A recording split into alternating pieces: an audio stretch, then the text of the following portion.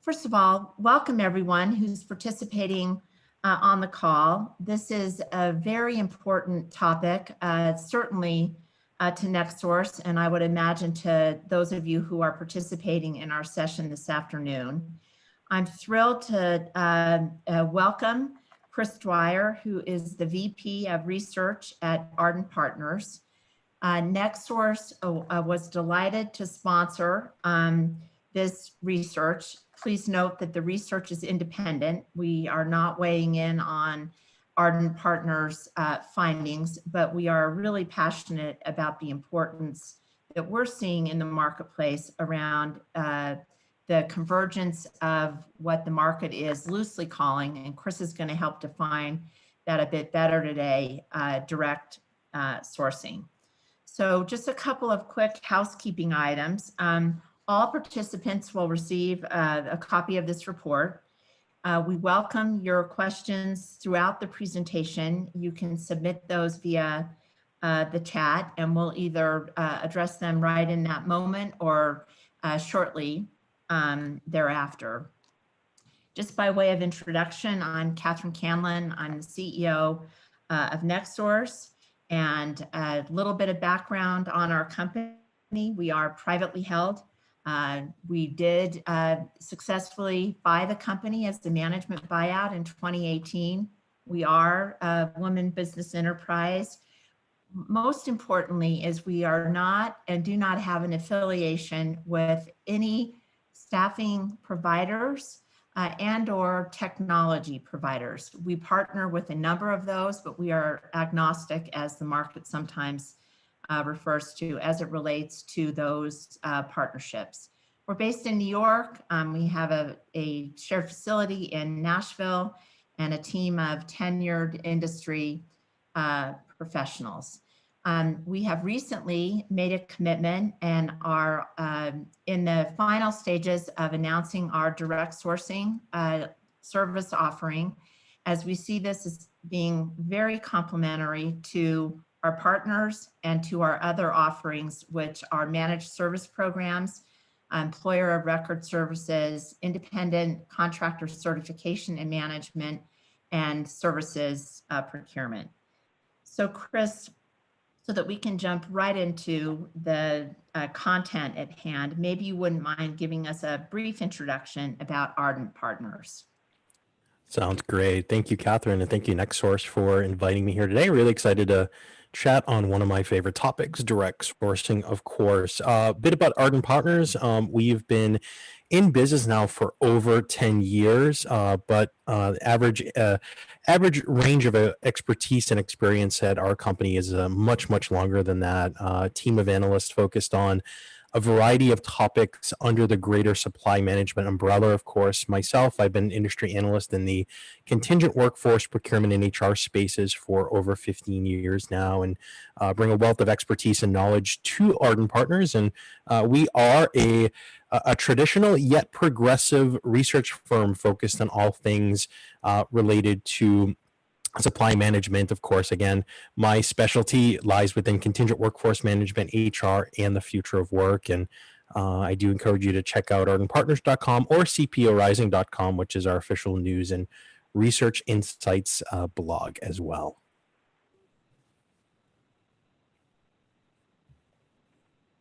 And can't forget the podcast, right? So Contingent Workforce Weekly, it's really the industry's first and only dedicated weekly podcast. Of course, we take weeks off from time to time. Don't tell anyone. You can subscribe to the podcast on iTunes, Spotify, or Google Play, or even iHeartRadio. I know some folks use iHeartRadio for their podcast as well. And it is the only dedicated weekly podcast for the contingent workforce industry. And as a matter of fact, Catherine, you were a guest on the podcast just a few weeks ago. We had a great conversation, very lively and engaging discussion, all things related to our industry. And so do encourage you all to check that out. Great. Thanks, Chris. In your research, you declare, and you're pretty affirmative about it, that direct sourcing is here to stay. Perhaps you could talk with us about what exactly direct sourcing is, and what do you see in the research that you've done is driving it? So we can jump right into our discussion.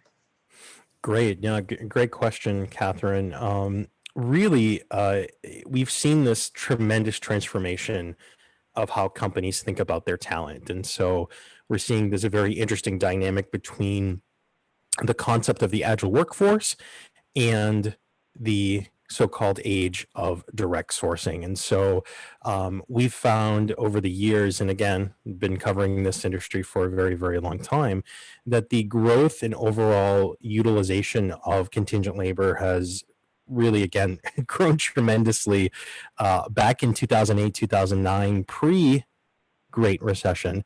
Around 12% to 14% of the average company's workforce was considered, non-employee or contingent or contract based. And post Great Recession, that number jumped to 17% to 20%. And we're at 42.5% of the average company's workforce is considered contingent or contract or non-employee in some way. And so over the years, when we think about the contingent workforce, especially for any friends in the audience today that are in procurement or purchasing, it's usually been a cost savings game.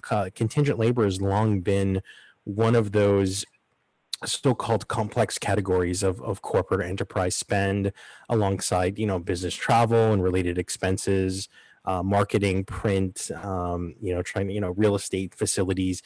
Thinking about categories of spend that have their own sort of specific capabilities and competencies. And obviously over the years we've seen that the drive for enhancing contingent workforce management has really again, cost savings are always going to be very important, but we've seen a more this shift towards a more agile culture. And that's what's really exciting about our research in 2020, is that pointing to these very nuanced aspects and attributes of the contingent and non-employee workforce around business agility, which essentially just means being more dynamic in how we think about business operations, and requiring better quality talent and expertise. And so you didn't really see those aspects even 5-6 years ago. Companies were more focused on the traditional elements of the contingent workforce, and this is really, I think, the shift towards agility in the agile workforce is really coming to a head with direct sourcing, which we're going to define in just a few minutes. But I think first what we should do, if we flip to the next slide, is actually define the agile workforce. And so the way that I think about the agile workforce, think about all of the components of your true talent today, not just your traditional FTEs, of course, which comprise the vast majority of that, but think about your alumni, your agile talent, your staffing suppliers, your ICs, interns, gig workers, silver medalists, temp workers, freelancers, staff aug. They're all really coming together in a way that makes it very important for organizations to tap into all these different types of talent in an on-demand way. So direct sourcing, we've got full detail coming up very soon, but in short, direct sourcing allows an organization to act as its own recruitment firm. And so think about, both the hard benefits and the soft benefits of that.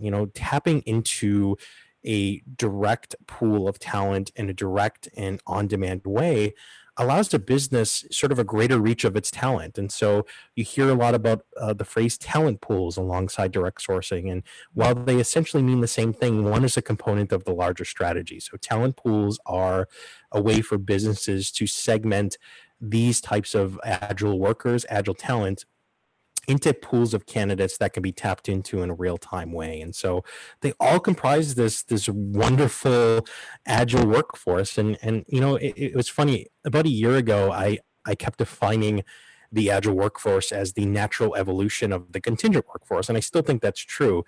But I think now, today, especially in the environment, these, very unprecedented times that we've faced over the past, it's been 7-8 months now, fast and funny how quickly that time has gone by. Really thinking about that the businesses that were able to survive and really thrive in this this uncertain environment are the ones that really bought into workforce agility. They knew that they had to either lay off or furlough staff, and the scalability of the agile workforce allowed organizations the ability to ramp up as quickly as the market demanded, ramp down as quickly as the market demanded, and allowed them some level of scale where they didn't really have that, the last, great economic downturn that we had. They didn't really have that ability. I think direct sourcing is going to be the primary way for businesses to tap into this agile workforce moving forward. And I think it's important to note that the direct sourcing offering and the trend that we're seeing in the marketplace does not necessarily disintermediate any one of these resource pools, if you will, any one of these, what the market sometimes calls non-FTEs or non-employees, but it's really more about the convergence of the way clients are looking at how to balance that mix. And I think, Chris, you would agree with me that the flattening of organizations and the fact that we have to work much more collaboratively across functions, and there's a lot more project work, is really driving this.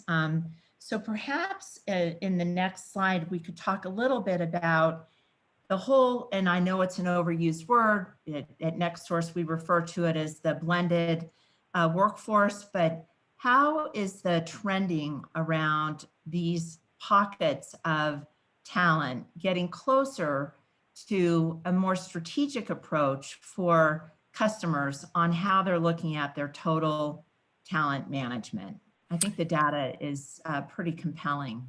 It is, and that's a great point, Catherine.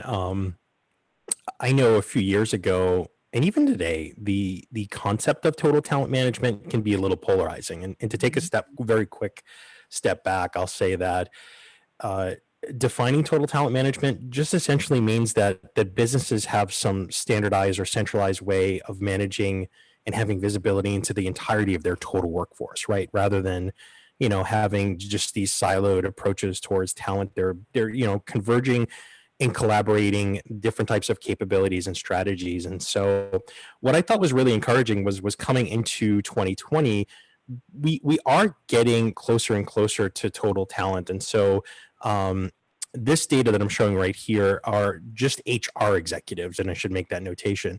So within the HR group, you see that the vast majority within the next couple of years expect to have integrated total talent data. And that means that they have visibility into both sides of their workforce. And you see some of these other aspects here, total talent acquisition, which essentially means that you have a standardized way of acquiring or engaging talent, whether it's FTE or non-FTE, integrating procurement and HR together, those competencies and those principles, and then aligning your overall talent network with your overall talent engagement strategies to sort of support the idea of total talent acquisition. These are all aspects that we're getting closer and closer to this. And so I know a lot of folks in attendance may think, or you may be one of those people that thinks, hey, Chris, total talent is more myth than reality. It's more theory than actual practice. But we're going to find out over the course of the event today that direct sourcing is one of those factors that's going to help businesses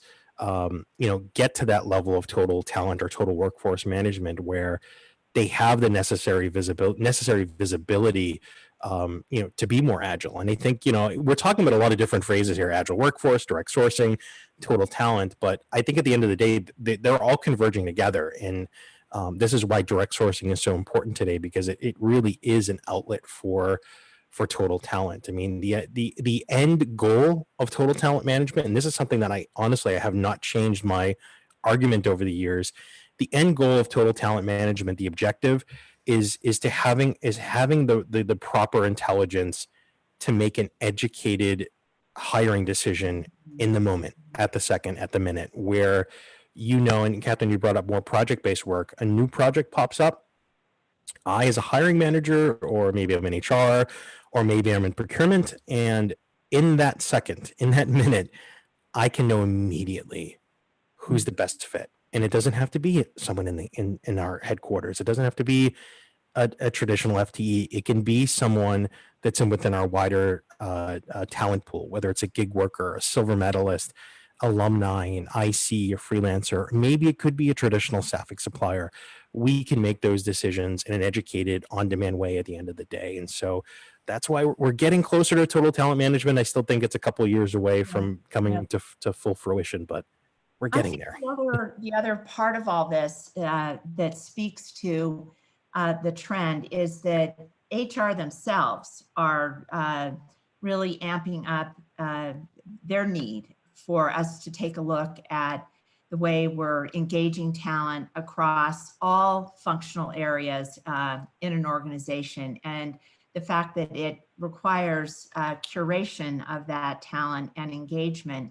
It's also compounded by the reality and the opportunity and the privilege that we've all got with the new generation that has come into the marketplace. And some of that population, in fact, a growing percentage, really believe in and really advocate and want the growth and the development that comes in moving more aggressively across projects or functional areas or launches or product development. So it's being fueled by what companies need in terms of improving on skill sets and getting access to that skill set. But the workers themselves, as we are definitely seeing, are also driving some of that change. And I know this is a bit of an obvious trend, but COVID has certainly also brought down, in many cases, with the exception of jobs where you have to actually be physically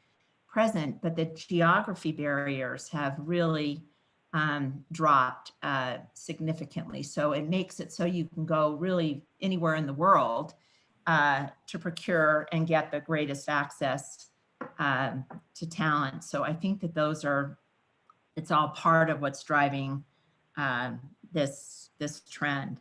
I think on the next slide, I just wanted to make sure that we're being clear. The terminology on some of this stuff gets complicated. We often hear talent pools and direct sourcing. Sometimes you hear the words project acquisition, gig workers. So Chris, maybe some good examples of where companies are doing a really good job. I know it's early on in developing these pools, and also perhaps you could talk just a little bit, interweave it into your examples, if you will, about what the impact has been as it relates to some of what we're seeing with COVID. Yeah, no, great questions and good tee up, Catherine. Appreciate that.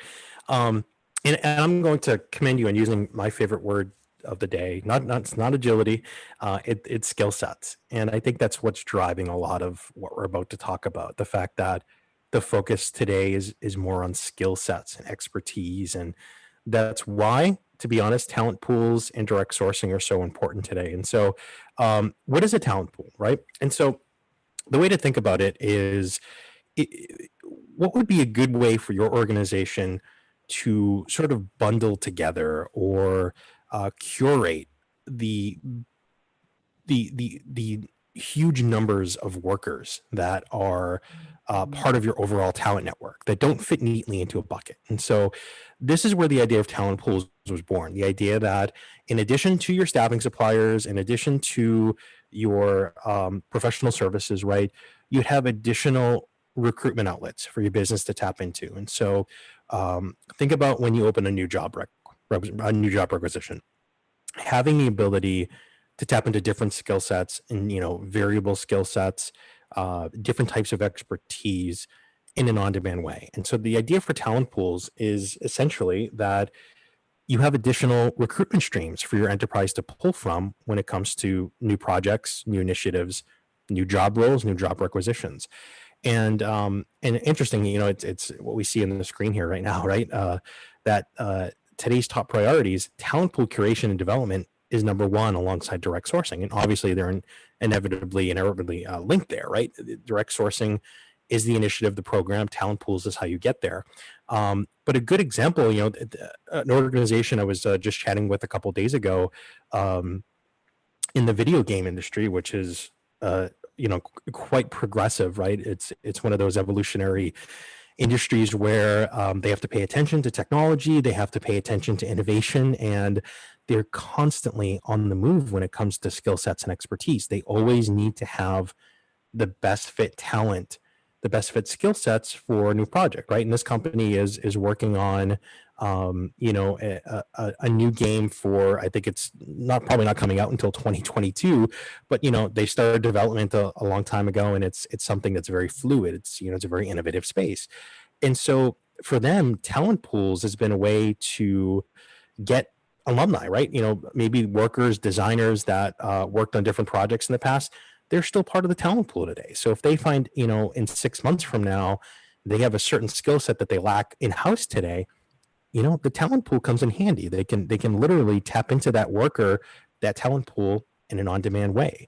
You know, when it comes to sort of the standard everyday organization, you're not always going to have the proper talent ready and able and willing to be a part of your organization. And so this is where talent pools come in as a wonderful way for businesses to open up their recruitment streams, right? And have more outlets, more channels of talent to pull from. And so, you know, obviously it's interesting to see the impact of COVID and pandemic and how it's sort of been, and I think this is the most interesting aspect.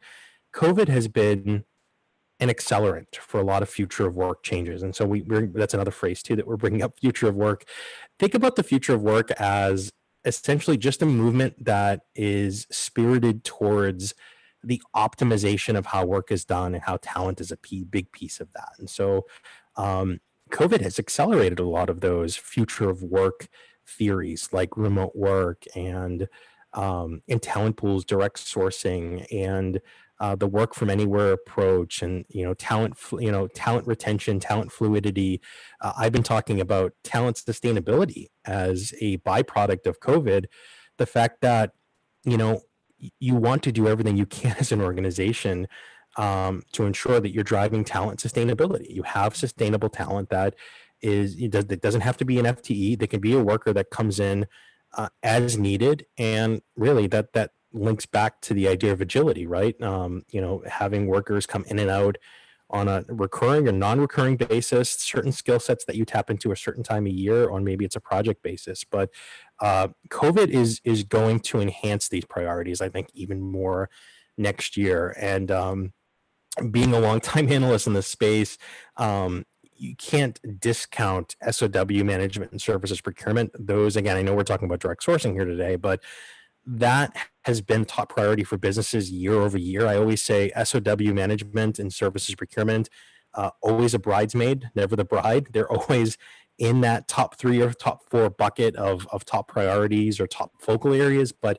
it's never been number 1. And I think that's going to change next year as businesses move more towards project-based work and analytics and reporting. Everything we do is based on data. And so I think next year, these priorities, we're going to see talent sustainability be a priority. We're going to see empathy-led leadership and flexibility in regards to how businesses are managing their talent be a priority.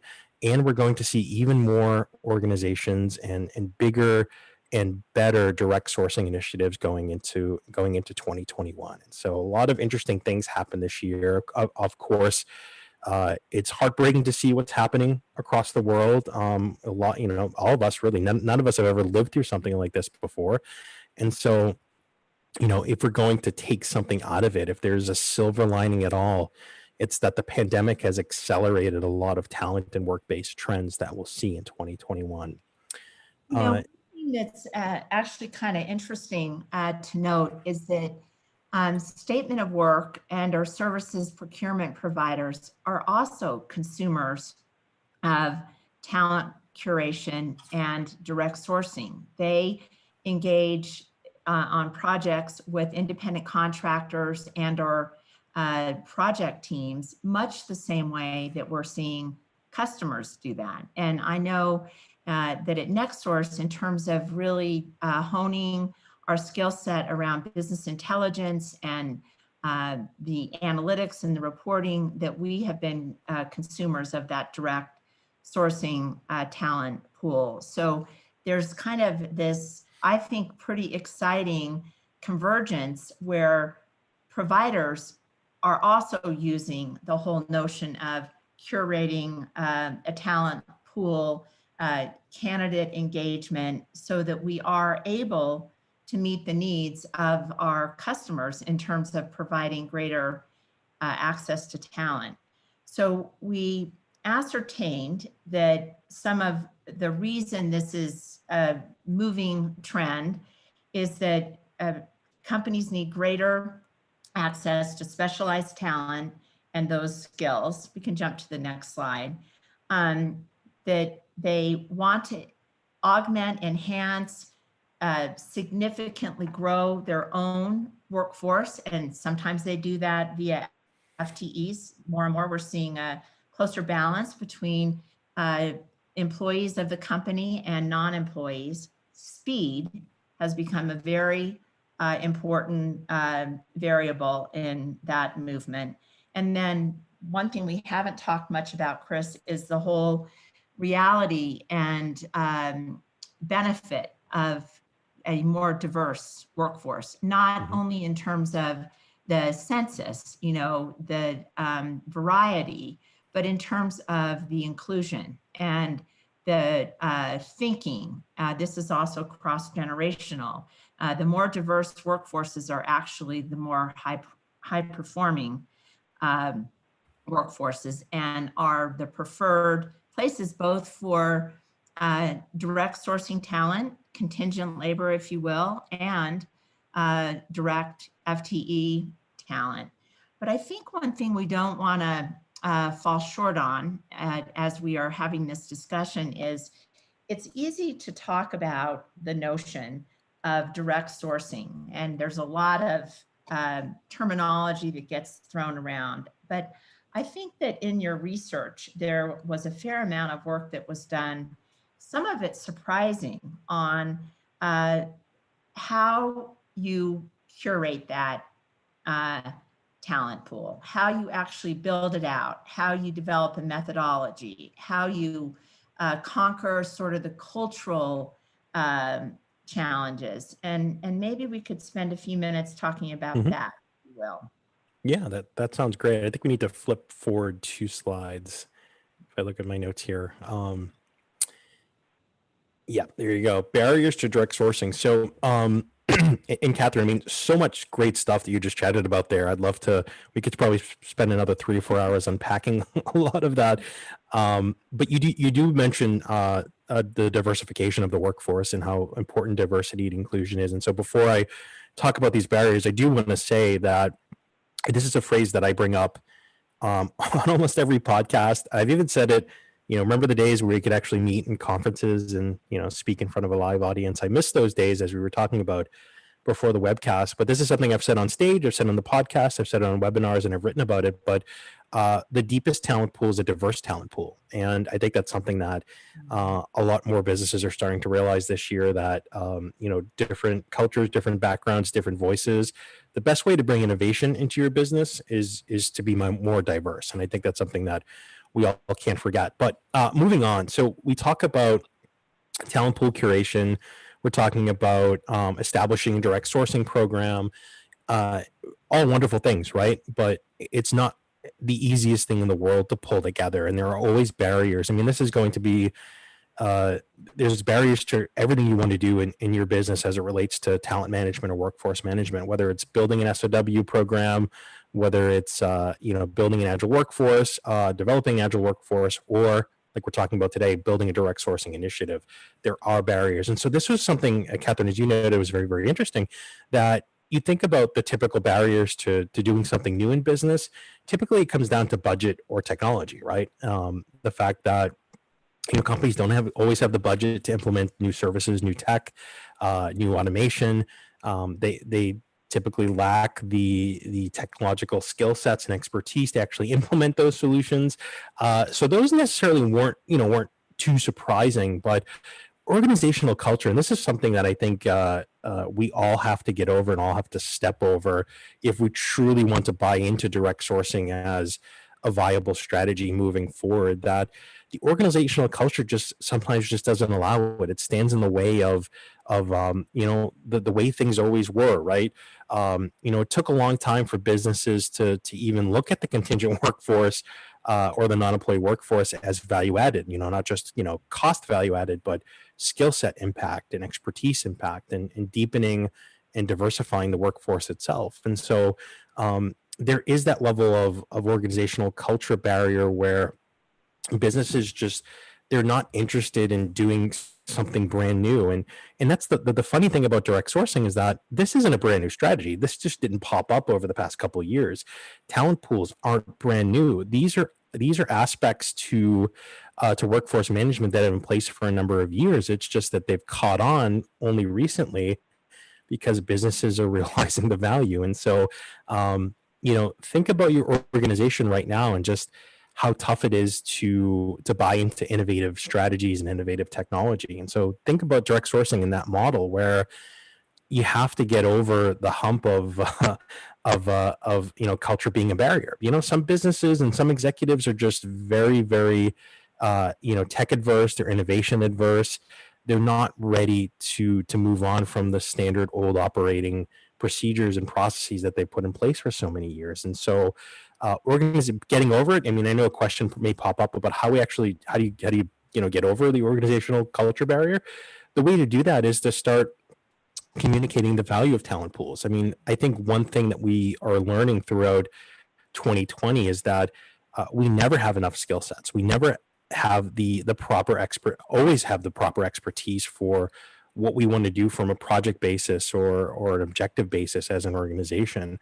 And so that's the way that I've always recommended businesses get over that organizational culture hump, is starting to speak and scream about the value of direct sourcing from a variety of different value add perspectives. And if you have to go down the cost road, well, think about this. I mean, you're going to be paying a lot less money to directly source talent than you would going through traditional recruitment processes. So that's a hard benefit. The soft benefit is obviously better access, quicker access to talent. And so I think that if businesses think about it that way, they can start to knock down some of those culture-based barriers. And the other aspect here is non-centralized talent engagement, which I think honestly is linked to the organizational culture aspect as a barrier. Think about your business today. You're so many different hiring managers using so many different processes and streams to find the talent they need. It can be really hard to sort of start to pick that apart and say, okay, this is the way we're doing things now. But I think, again, it's an education aspect, educating businesses on being a little bit more standardized and centralized, and knowing that at the end of the day, direct sourcing doesn't work unless the business is actually utilizing the talent pools. And those of you that have read the direct sourcing toolkit so far, there's a wonderful section in there about the lessons learned. And we talked to several Fortune 100 executives over the summer. And one thing, very funny, one thing that they all said to me, that literally, not word for word, but as close as it possibly can be without it being a strange coincidence, but every single one of those executives, some were in procurement, some were in HR, some were in talent acquisition, literally told me, Chris, unless we told people and we informed our hiring managers and our other key stakeholders that these talent pools existed, they wouldn't have gotten used. And so that essentially wipes out the value of direct sourcing. So, businesses that are lacking in the centralization for talent engagement, the sooner that they buy into, hey, we can pull from these different segmented talent pools, it's going to help from a hard benefit and a soft benefit type of way. Then that's when we start to get over some of these barriers. They're not impossible, but they do take some work.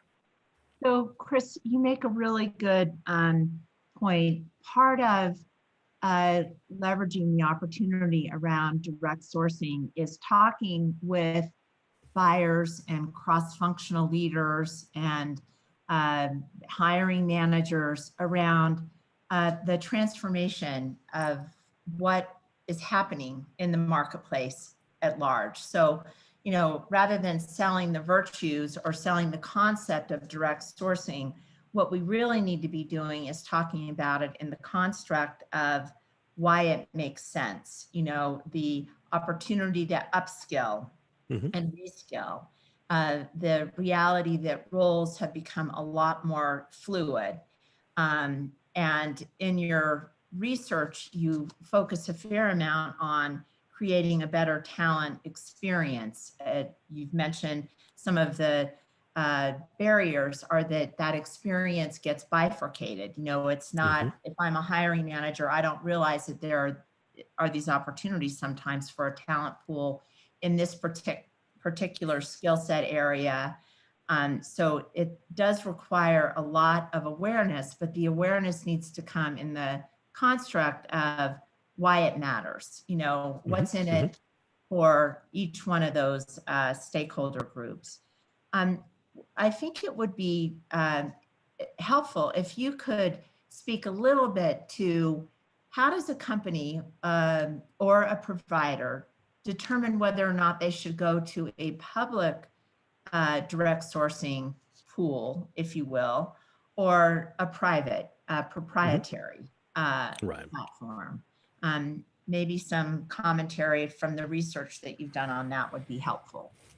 Yeah, that's a good question. And so I think years ago, there was this idea that, you know, you didn't want to go the public talent ecosystem route because, you know, just because of IP concerns and sharing talent. You know, if again, you know, to go back to my video game company designer example, those businesses are pretty cutthroat, right?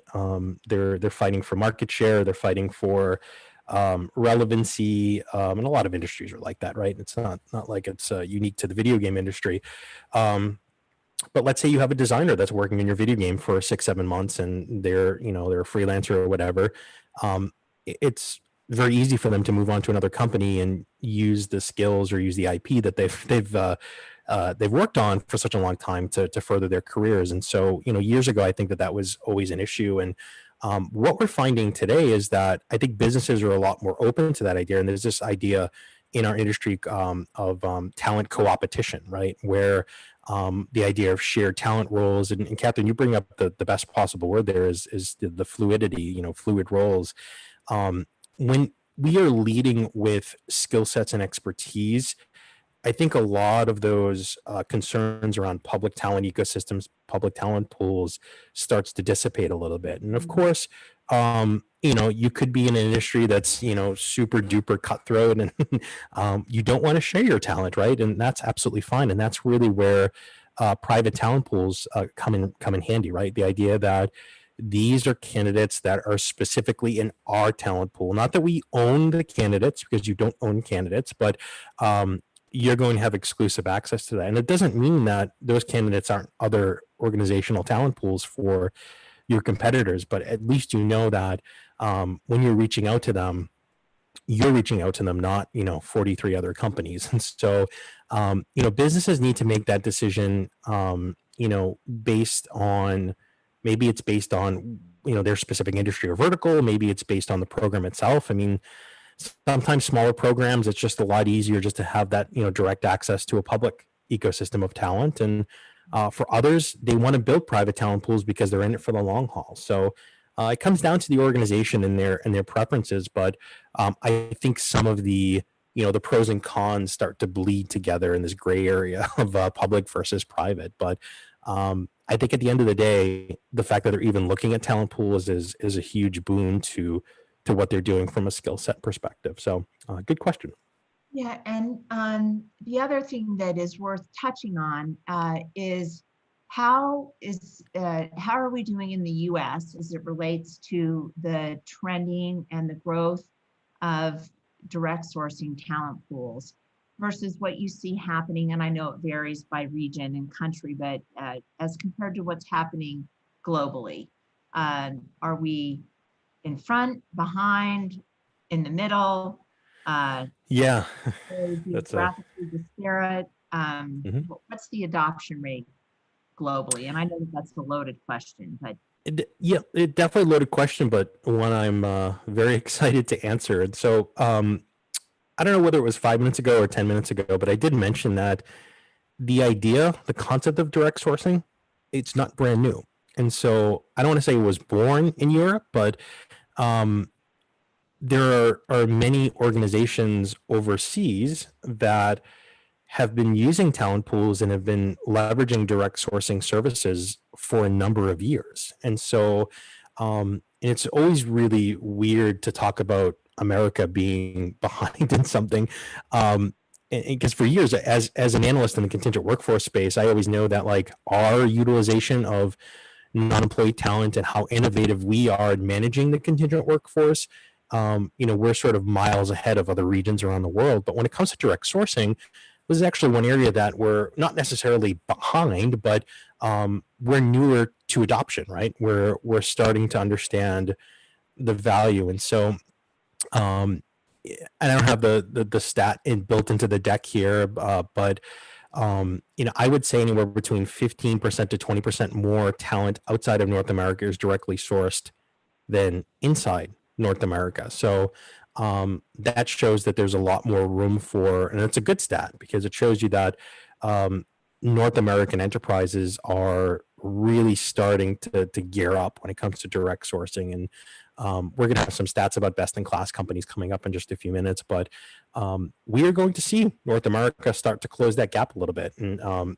again, it's one of those major trends that it's like, where were you all my life, right? Direct sourcing companies in North America just starting to figure out, wow, like this is something viable that is really going to help us in the years ahead. It's almost like the light bulb going off, right? Like, and I mentioned in the direct sourcing toolkit research study that there are some very mature organizations in Europe and on the other side of the world that direct sourcing is just part of the fabric of how they manage their talent, right? And how they engage talent. And for a lot of organizations in the US, this is something that they've maybe only been doing for a couple of years. And for many organizations, they're just starting to educate themselves now on, okay, here's the value of talent pools. Here's where we can fit direct sourcing in. And I know when I talk to HR professionals very frequently, I talk to procurement professionals pretty frequently.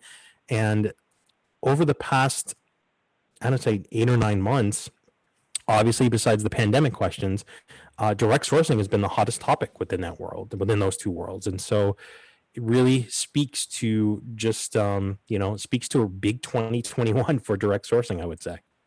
Yeah, and you mentioned earlier on in our discussion about the the gaming industry. Do you see any other sectors, any other industries that are early pioneers in this talent pool direct sourcing arena? And if so, is there anything different that's driving them as early adopters versus what we've already talked about?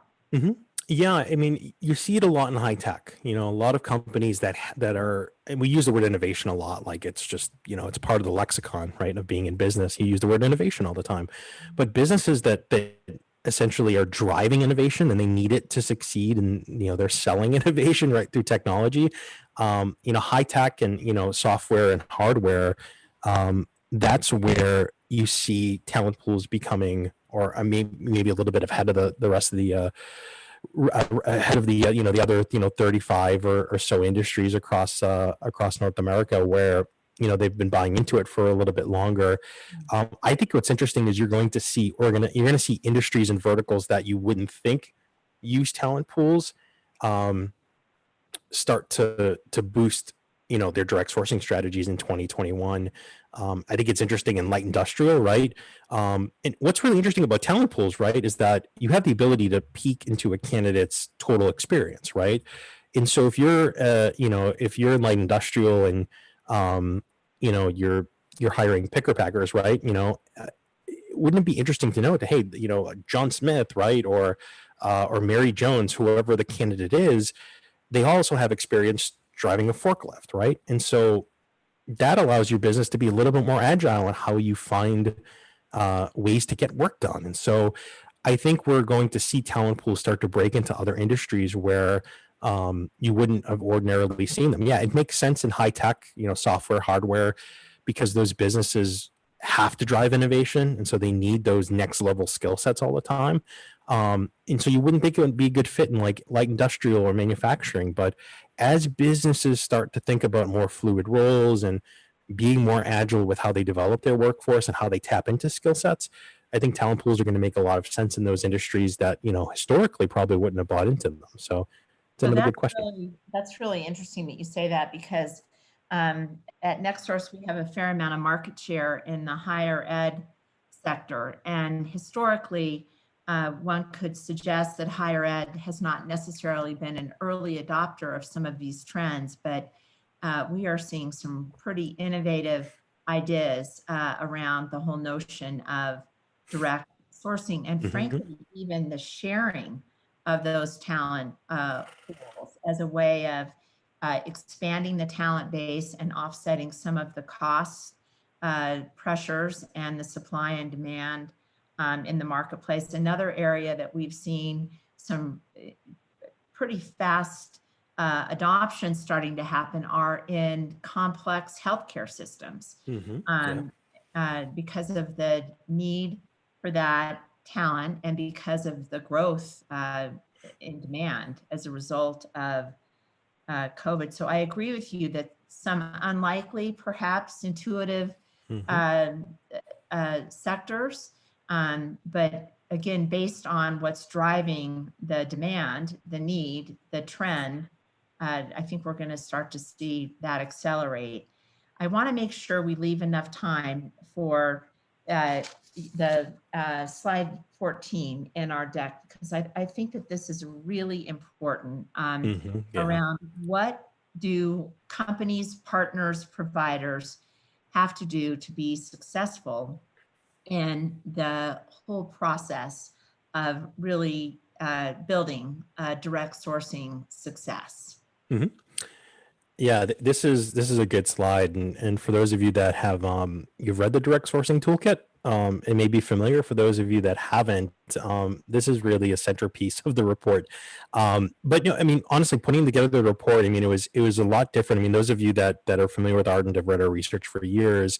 I mean, our research varies in how we put it together, right? We've got reports that are thought leadership, very progressive research. We have an annual state of contingent workforce report that I've been writing now for 14, 15 years. And we have research too that, that we have a technology advisor series. We have a solution advisor series that focuses on helping companies pick the best fit technology platform, whether it's VMS or digital staffing or the best solution like managed service providers. The direct sourcing toolkit was an interesting report because it wasn't just thought leadership. It wasn't just market research. It was a toolkit. We needed to help educate businesses. We needed to help them figure out the best possible way, provide them with the blueprint to getting a direct sourcing strategy put together and getting a program running full steam, and then offer them, here's how best in class companies are doing. Here's the technology you need. Here's the third party services you need. And the lessons learned, of course, as well. And so this really is the blueprint right here. Companies need to find the right candidates. They need to in the way they attract them. Some companies use job boards that you hear about branding and direct sourcing a lot, branded direct sourcing, which essentially is using the power of your business brand, of your company brand, to get people in the door that maybe wouldn't have ordinarily, applied for an open position. You do that via job portal, via branded job board. It'd be great. ABC company. Hey, I know a lot about them. I know that they're doing a lot of things for our industry. I hear that it's really great to work there. Maybe I'm a passive candidate, but I'll enter my information and I'll be part of their talent pool in case they ever need someone like me for a particular project or initiative. And then curate that talent, right? Looking at all your talent, get your candidates and put them in an available talent pool. And then what's really interesting about talent pool development is that it goes even further, right? So I talk in the report at length about segmentation. And so it really is the next step, right? So talent pool curation, and then segmentation. And so you may want to have specific sub areas of your talent pools based on where they're located, particular skill set, experience level, location, maybe even compensation as well. Let's say that, again, go back to the video game industry example. I need, certain coders, right? That can do something that no other person can do. I may only have, 15 people in that talent pool, but I know this is a specific segmented talent pool that I'm going to pull from anytime I have that need pop up. And so that it could be, you may be running a financial services company, or you may be in law or a manufacturer, right? You want to have segmented talent pools because it's going to help you even whittle down that huge amount of candidates to these specific buckets of of skill sets and expertise. And so that's an interesting portion of it. And then the integration. I mean, this is even more important. And again, too, I go back to that example of the lessons learned in the report and the direct sourcing toolkit. One commonality between all of the executives that I talked to was that the integration of talent pools into enterprise recruitment streams, whether it's being available in VMS, whether it's human capital platform, whether it's another type of recruitment technology, anytime your hiring manager goes to open a new job rec or they're opening a new job role, the candidates within your talent pools need to be available. And that's again, the most important central piece. And then we haven't really talked about this, but I think, we have about 10 minutes left. I think it's important to note engagement. And so the candidates in your talent pools aren't just going to sit there for weeks and months on end, just sitting, waiting for you.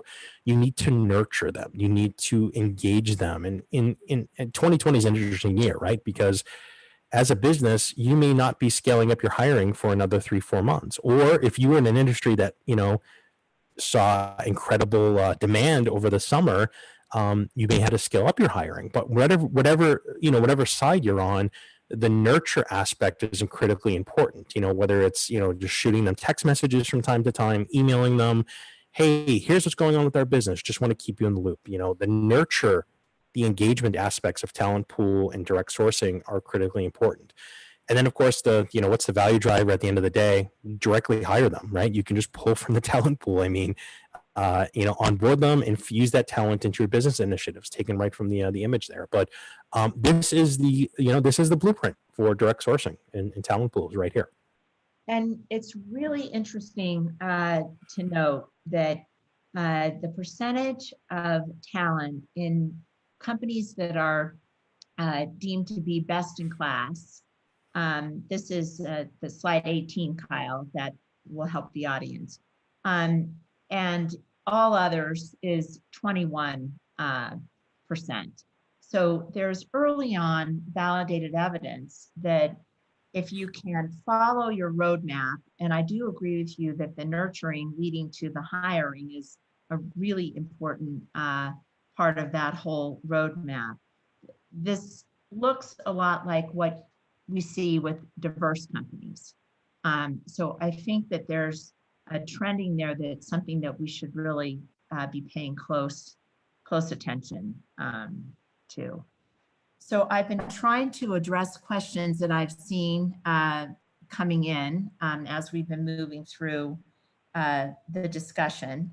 I'm just checking to see if there might be any that we missed, but I also wanted to make sure that all of the participants, and thank you very much for your time, again, know that they'll get access to the presentation. We didn't go through the entire slide deck, and both Chris and or myself and our contact information is included, would be available to answer any direct questions or provide any additional insights that might be appropriate and or helpful.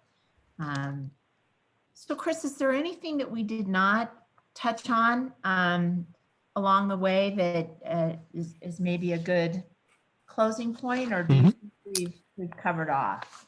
We've covered a lot. I think to wrap up before we take some questions, I think it's important to note that building a direct sourcing program it's not an overnight process. I think that, what ends up happening in our space, and Catherine, you know this very well, is that sometimes there are very big hot topics that that all of a sudden pop up, and businesses, they want to, they want to roll up their sleeves and get involved right away. And I think the important thing here for companies that are in attendance today, that are looking at direct sourcing and they're looking at talent pools and they're very hyped up and excited. The excitement is great, but the execution is more important. And so I think that's something to keep in mind, is that it's not an overnight process. It takes some time to build, but the payoff is well worth it. I mean, in all my years of being an analyst, this is the most exciting time, and direct sourcing is a big reason why, because it really fuses together a lot of the wonderful topics and concepts that we're talking about. We talk about total talent, we talk about diversity, we talk about the candidate talent experience, And we talk about, most importantly, the agile workforce. If there's one strategy that links it all together, it's direct sourcing. And so I think that's a good thing to keep in mind. So, Chris, I have been looking at the chat as we've been going and tried to weave any of the questions that came in. Again, just a quick reminder to everyone that the recording's available, the deck is available, and you have our contact information. And so, out of respect for everyone's time, we will close out today's discussion, and thanks for your participation.